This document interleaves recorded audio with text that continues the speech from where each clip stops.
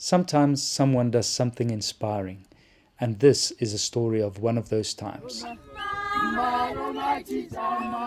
While filming an A2B youth camp at Afriski in Lesotho, I saw Lenio for the first time. She was part of a grade 12 group who were introduced to the principles of occupational intelligence. The aim of A2B transformation is to move people from dependency to dignity. They use the analogy of a chicken and an eagle. Chickens have no vision and are dependent on people to feed them, while an eagle has a broad vision and hunts for itself. But this is a topic for another time. During the camp, the students were given challenges they had to complete. Only on the morning of the second day, the students were exposed to the principles of A2B. During all these activities, Lenio just blended in.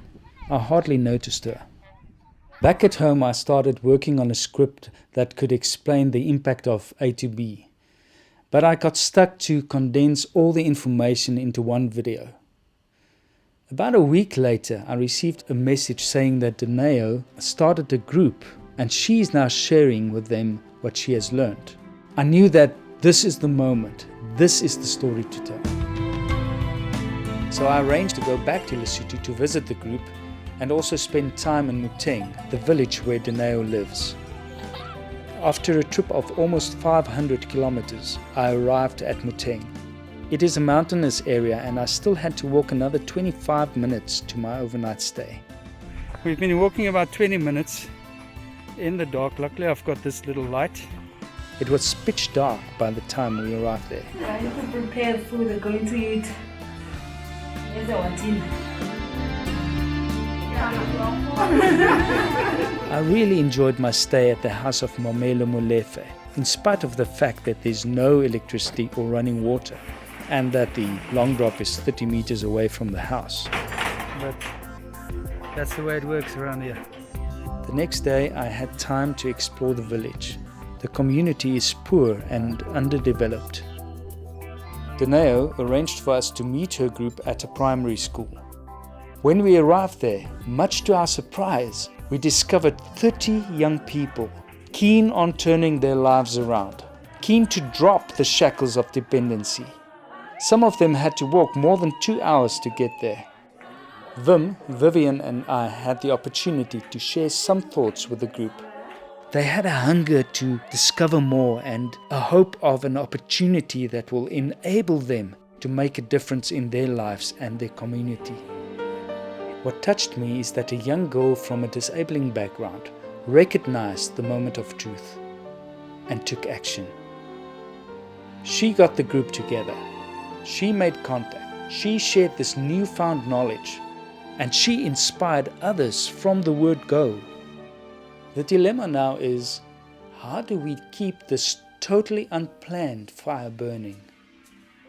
How do we support them without making them dependent on us? Billions of dollars were donated to Africa, all in good faith, but the results were a greater dependency and a mindset of someone must bail me out. The sad part is that this enslaving belief is even evident amongst the children of Lesotho. I believe that A2B paves the way forward to wipe out this cancer of dependency and entitlement that is so strong in Africa. I also believe that if we can visually share the journey of this group and witness the change in each individual, we will create the spark in other Lenios. They will realize that they are not the victims of their past. They won't have to blame and claim because they know that their strength lies within themselves. But I cannot be there all the time to capture the transformation of this group. So I need to enable them to tell their stories. So where to from here? Since we met the group, we have been in contact with them via WhatsApp, motivating and sharing information. We were able to supply Lenio with a cell phone, power bank and data. The WhatsApp group is very active, but it's a challenge to get the information to them due to the fact that most of them don't have adequate data and some of them don't have cell phones.